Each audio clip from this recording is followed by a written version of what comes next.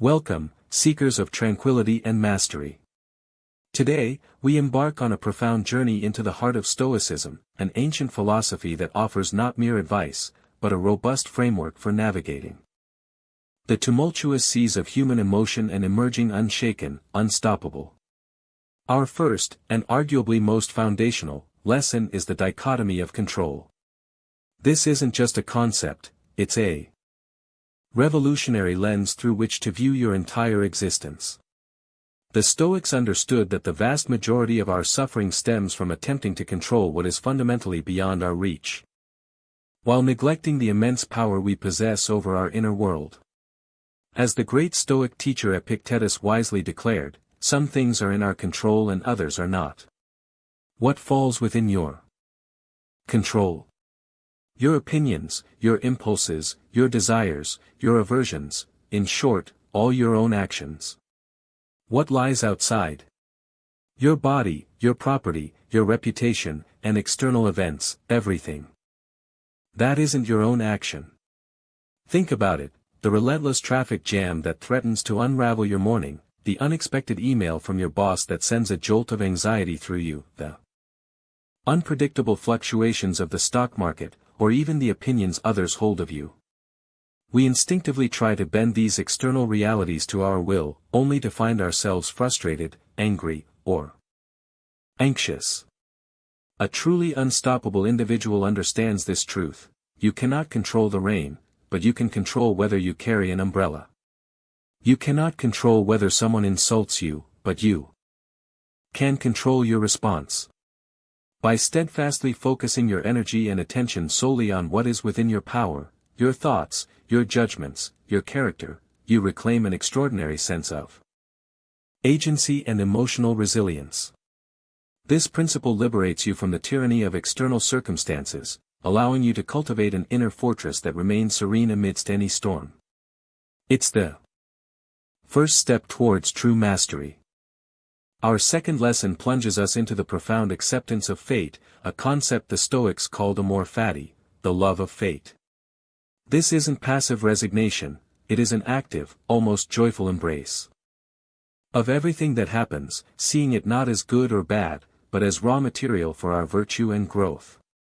Marcus Aurelius, the philosopher-emperor, encapsulated this beautifully when he urged us to accept the things to which fate binds you, and love the people with whom fate brings you together, but do so with all your heart. Modern life constantly presents us with unexpected challenges: a sudden job loss, a personal setback, a cherished plan falling apart due to unforeseen circumstances. Our natural inclination is often to resist, to lament, to wish things were different. But Stoicism challenges us to transcend this lamentation. Instead of fighting against reality, amor fati invites us to say, this is what is happening. I will not only accept it, but I will lean into it, learn from it, and find the opportunity for growth within it. If a project fails, instead of wallowing in self-pity, an unstoppable person asks, what can I learn from this? How can I use this experience to become stronger, more adaptable, more resilient? It transforms every obstacle into a training ground, every misfortune into a chance to practice virtue.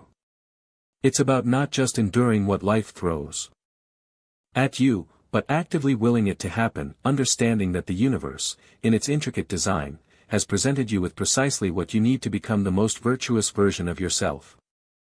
This radical acceptance frees up immense mental and emotional energy that would otherwise be wasted in futile resistance, empowering you to move forward with unshakable resolve. Next, we delve into a powerful, counterintuitive practice, premeditatio malorum, the premeditation of evils. This isn't about dwelling on negativity, it's a mental rehearsal, a deliberate exercise in anticipating potential misfortunes, not to invite them, but to inoculate ourselves against their shock and sting. Seneca, ever the pragmatist, advised, nothing is burdensome when taken for granted, and it is a marvel how the soul is lightened of its burden when a man has prepared himself for the worst. In our modern world, we're often encouraged to only think positively, to manifest good outcomes. But this can leave us fragile and unprepared for the inevitable curveballs life throws. Imagine you have a crucial presentation at work. Instead of only envisioning success, a Stoic might mentally walk through potential challenges, the projector failing, a hostile question from the audience, a key team member falling ill. By confronting these possibilities in advance, you can strategize solutions, temper your expectations, and significantly reduce the emotional impact if they actually occur. You're not being pessimistic, you're being realistic and proactive.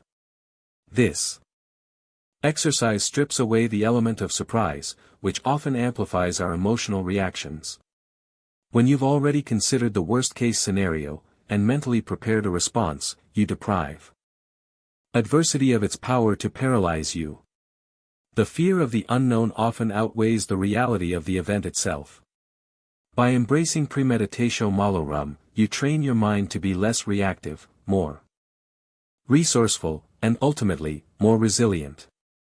It's a mental vaccination against distress, ensuring that when challenges inevitably arise, you meet them with calm deliberation rather than panic, making you truly unstoppable. Our fourth lesson reminds us of the most fundamental truth of existence, memento mori, remember you will die.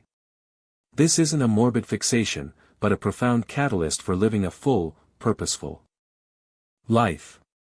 Marcus Aurelius cut straight to the core, you could leave life right now. Let that determine what you do and say and think.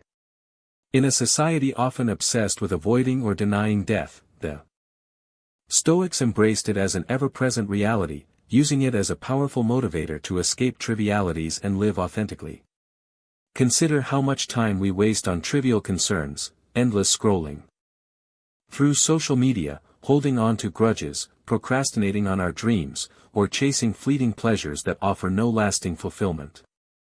If you truly internalize that your time is finite, that each day could be your last, would you still waste precious hours on things that don't truly matter? Would you postpone expressing love, pursuing your deepest aspirations, or forgiving those who have wronged you? Memento Mori urges us to live with urgency, to choose meaningful action over idle distraction.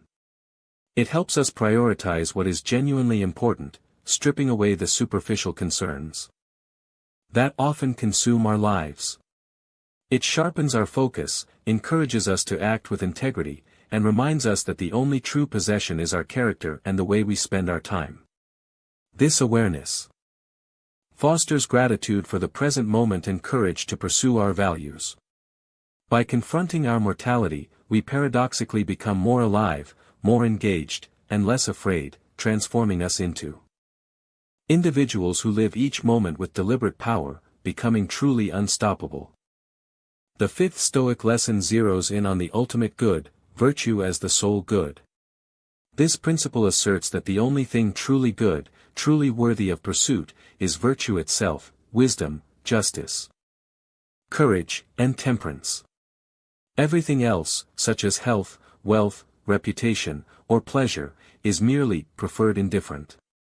Seneca famously stated, virtue is nothing else than right reason. In our modern world, we are constantly bombarded with messages that equate happiness and success with external achievements, a bigger house, a higher paying job, more followers, or physical perfection. But the Stoics understood that these externals are fickle and fleeting, they can be gained and lost through no fault of our own. Basing your happiness on them is like building your house on sand.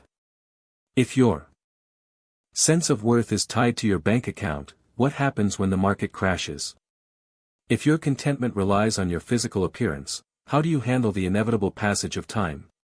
The unstoppable individual derives their sense of worth and purpose from their inner character, their actions, and their intentions. When virtue is your sole good, external circumstances lose their power to disturb your inner peace. You focus on acting with integrity, choosing wisdom in your judgments, showing courage in adversity, and exercising temperance in your desires. This doesn't mean you reject external goods, you can still appreciate them, but you don't depend on them for your happiness or identity. This profound shift in focus empowers you to live a life of unshakable integrity. Finding fulfillment not in what you have, but in who you are and how you behave, making you fundamentally impervious to external fluctuations. Our sixth lesson introduces the concept of the inner citadel. This is your mind, your consciousness, your rational faculty, a fortress within you that, if properly defended, can remain impenetrable to the chaos and negativity of the outside world. Marcus Aurelius, in his Meditations, urged us, withdraw into yourself, for nature has granted you this privilege. You have the power to withdraw into yourself whenever you choose. In an age of constant digital bombardment, social media noise, and relentless news cycles, it's easy for our minds to become overwhelmed and fractured. We often allow external opinions, anxieties, and distractions to invade our mental space, robbing us of peace and clarity. The inner citadel is the practice of consciously retreating into your rational self, where you can examine your thoughts, challenge your judgments, and refuse entry to anything that does not serve your highest good. Imagine a time when you felt overwhelmed by office politics or a deluge of negative comments online. Instead of reacting impulsively, the inner citadel teaches you to pause, to observe these external pressures from a place of calm detachment within yourself. You ask, is this truly within my control? Does this align with my values? Is this thought serving me, or merely disturbing my peace? By cultivating this inner sanctuary, you train yourself to discriminate, to filter out the noise, and to stand guard over your own mental and emotional state. This isn't escapism, it's proactive self-preservation. It's understanding that true freedom comes not from controlling the world, but from controlling your response to it. By fortifying your inner citadel, you become an individual whose tranquility is self-generated, not externally dependent, rendering you truly unstoppable. Our seventh powerful lesson is perspective-taking, or the view from above. This transformative practice involves intentionally stepping back from your immediate personal concerns and viewing them from a cosmic, expansive vantage point. Marcus Aurelius often employed this, advising, look down from above, and see the countless herds of men, and their countless ceremonies, and their countless wanderings over land and sea, and their countless loves and hates, and their countless births and deaths. How small is your share in all this?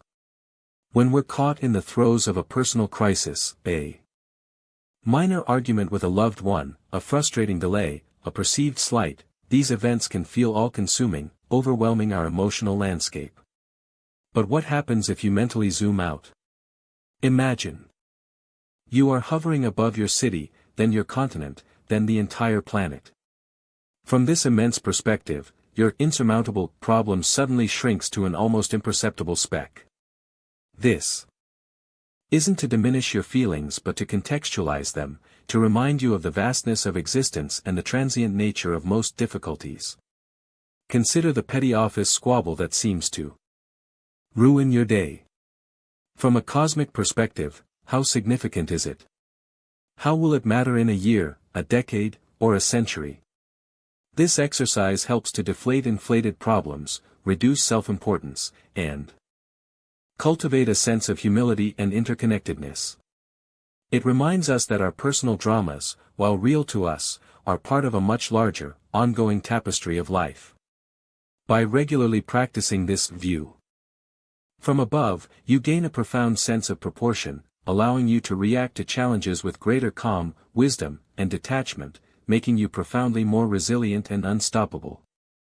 The eighth lesson delves into the precise control of our mental faculties, the discipline of assent. This is the Stoic practice of carefully scrutinizing our impressions and judgments before giving them our assent, our agreement or belief. It's about recognizing that, it's not what happens to you, but how you react to it that matters, a core tenet attributed to Epictetus and echoed throughout Stoic philosophy. In our fast-paced, information-saturated world, our minds are constantly bombarded with impressions, news headlines, social media posts, comments from colleagues, or even Internal thoughts. Without the discipline of assent, we often uncritically accept these impressions as truth, allowing them to dictate our emotions and actions. Imagine receiving a terse email from a manager. Your initial impression might be, "They're angry with me," or "I'm in trouble." If you immediately assent to this interpretation, you'll likely feel anxiety or defensiveness. But with the discipline of assent, you pause. You question that first impression: is that definitively true? Is there another possible interpretation? Is this judgment serving me? Perhaps the manager was simply busy, or the email was poorly worded. By withholding your immediate assent and examining the impression rationally, you reclaim control over your emotional state. This practice empowers you to separate objective reality from your subjective interpretation. It's the difference between hearing a dog bark and instantly concluding it's an aggressive threat, versus acknowledging a dog barking and then calmly assessing the situation. This discipline is the very bedrock of emotional mastery, allowing you to choose your thoughts and reactions, rather than being swept away by them. It's the ultimate tool for becoming truly unstoppable, as your emotional state is no longer a slave to circumstance, but a product of your deliberate judgment. Our ninth lesson, Live According to Nature, invites us to align our lives with the fundamental principles of rationality and the interconnectedness of the cosmos. For the Stoics, nature was not merely the physical world, but the rational, ordered principle that pervades the universe, of which human reason is a part. Seneca famously stated, "Nature is a guide that never errs." Marcus Aurelius expanded on this, observing that all things are interwoven, and the sacred bond is one. To live according to nature means to live according to reason, to act virtuously, and to recognize our role as rational, social beings within a larger, harmonious whole. In a fragmented, individualistic modern society, it's easy to lose sight of this interconnectedness. We might live impulsively, driven by fleeting desires, or become self-absorbed, neglecting our responsibilities to others and the wider community. But an unstoppable person understands that true flourishing comes from aligning with a higher order. This means using your reason to make sound judgments, acting with justice and benevolence towards your fellow humans, and recognizing that you are part of something much larger than yourself. It implies a sense of duty, a commitment to contribute positively to the human community, and an understanding that our individual well-being is intrinsically linked to the well-being of all. It also means accepting the natural cycles of life, growth, and decay with equanimity. By living in harmony with the rational order of the universe, you cultivate a profound sense of purpose and peace, free from the anxieties of living a chaotic, unexamined life. This alignment with nature provides an unshakable foundation for your actions and character, making you a force of calm, purposeful influence. Our final and most illuminating lesson is indifference to externals, also known as Stoic apatheia, not apathy in the modern sense, but a freedom from emotional disturbance regarding things outside our moral choice. As Seneca observed, it is not the man who has too little, but the man who craves more, that is poor. This powerful principle flows directly from the dichotomy of control. Once you truly internalize that only your judgments and actions are within your control, you naturally cultivate a reasoned indifference to everything else: wealth, poverty, health, illness, reputation, obscurity, pleasure, pain. These externals are not inherently good or bad, they are merely opportunities for us to exercise virtue. Consider the modern obsession with material possessions or social status. People spend their lives chasing these externals, believing they will bring happiness, only to find themselves perpetually anxious, envious, or unfulfilled. An unstoppable individual, practicing indifference to externals, might still pursue goals and enjoy comforts, but their inner peace is not contingent upon these outcomes. If they achieve wealth, they use it virtuously; if they lose it, their inner tranquility remains unshaken. Marcus Aurelius beautifully summarized this: take away your opinion, and then there is taken away the complaint, I have been harmed. Take away the complaint, I have been harmed, and the harm is taken away. This doesn't mean becoming emotionless, but rather, refusing to let externals dictate your emotional state. It's about not being disturbed by what you cannot control. This profound detachment from the allure and terror of external circumstances liberates an immense reservoir of mental energy, allowing you to focus purely on cultivating virtue and living a life of purpose. It is the ultimate expression of emotional mastery, making you truly, undeniably unstoppable.